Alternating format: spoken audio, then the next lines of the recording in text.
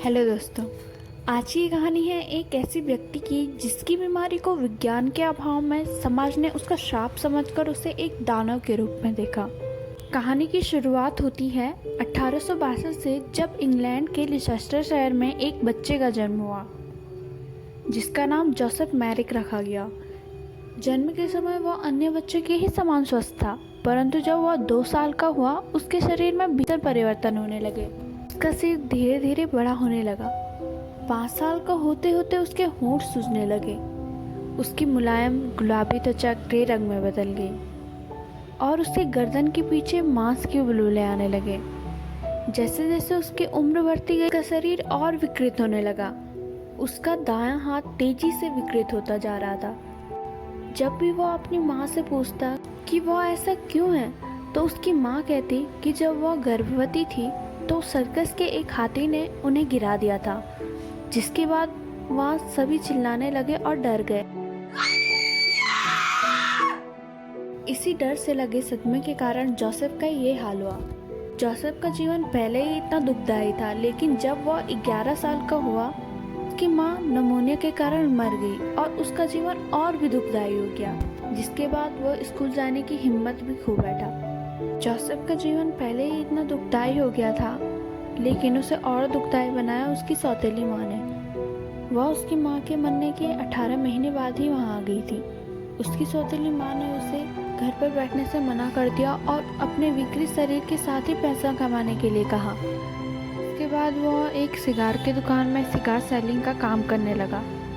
उसने वहाँ 3 साल तक काम किया, लेकिन उसका शरीर और उसके हाथ और भी ज़्यादा विकृत हो गए, जिसके कारण उसे वह काम भी छोड़ना पड़ा। 16 साल की उम्र में अब वह नए काम के लिए सड़कों पर भटकने लगा।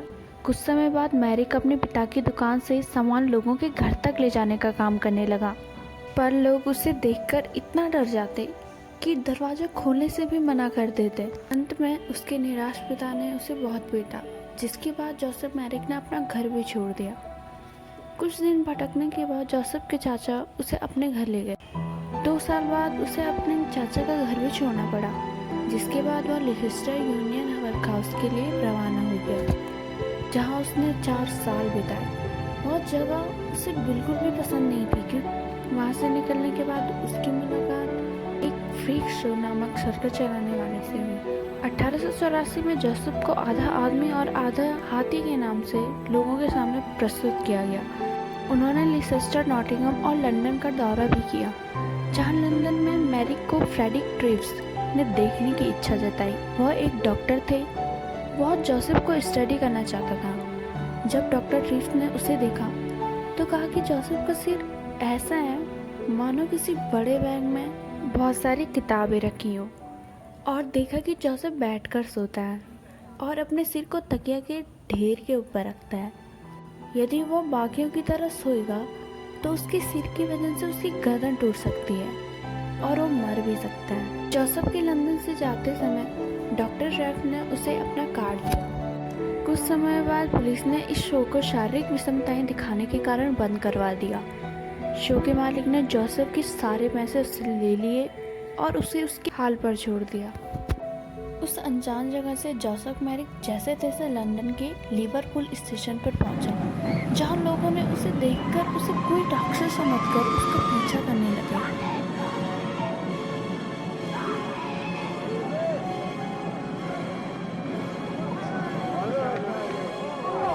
भीड़ में गिरे जोसेफ को पुलिस ने पकड़ लिया। तलाशी लेने पर जोसेफ के पास डॉक्टर ट्रेव्स का कार्ड मिला।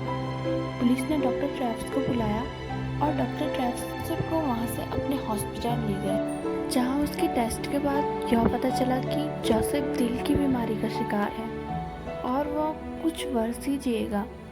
हॉस्पिटल के मालिक ने जोसेफ को वहाँ रखने के लिए जनता से डोनेशन जुटाया ताकि जोसेफ की देखभाल की जा सके। जोसेफ मैरिक के जीवन की बस एक इच्छा थी कि लोग उसे एक नॉर्मल इंसान के रूप में देखें। इसलिए डॉक्टर ट्रेव्स ने जोसेफ की मुलाकात एक लड़की से कराई, जिसके साथ जोसेफ मैरिक ने खाना खाया और उस दिन उसके साथ एक सामान्य इंसान की तरह व्यवहार किया और वह खुद को सामान्य लोगों की तरह महसूस करने लगा। लेकिन कुछ समय बाद 1890 की सुबह को जोसेफ अपने बिस्तर में मृत पड़ा था। जब पोस्टमार्टम किया तो पता चला उसकी मृत्यु सामान्य लोगों की तरह सोने की कोशिश में हुई थी। उसके सिर के वजन के कारण उसकी गर्दन दब गई और उसका दम घुट गया, जिसके बाद सन 1980 में मैरिक के जीवन पर द एलिफेंट मैन नाम से फिल्म बनी। जब माइकल जैक्सन को उसके बारे में पता चला तो वो मैरिक से बहुत प्रभावित हुए। डॉक्टर का कहना है कि माइकल जैक्सन हॉस्पिटल में आकर जोसेफ मैरिक के संरक्षित कंकाल को घंटों तक देखते ही रहे। माइकल जैक्सन ने तो उसे खरीदने के लिए $1 मिलियन की बोली भी लगाई, लेकिन हॉस्पिटल ने उसके कंकाल को बेचने से मना कर दिया। जिसके बाद माइकल जैक्सन का एक म्यूजिकल वीडियो आया जिसमें एक हाथी के सिर वाले कंकाल को दिखाया गया। माना जाता है कि वह जोसेफ मैरिक के लिए ही था। यह थी जोसेफ मैरिक की दुखद जीवन कथा। जोसेफ मैरिक के बारे में अपने विचार कमेंट बॉक्स में बताएं। ऐसी ही अनसुनी और मिस्टीरियस वीडियोस देखने के लिए हमारे चैनल को सब्सक्राइब करें।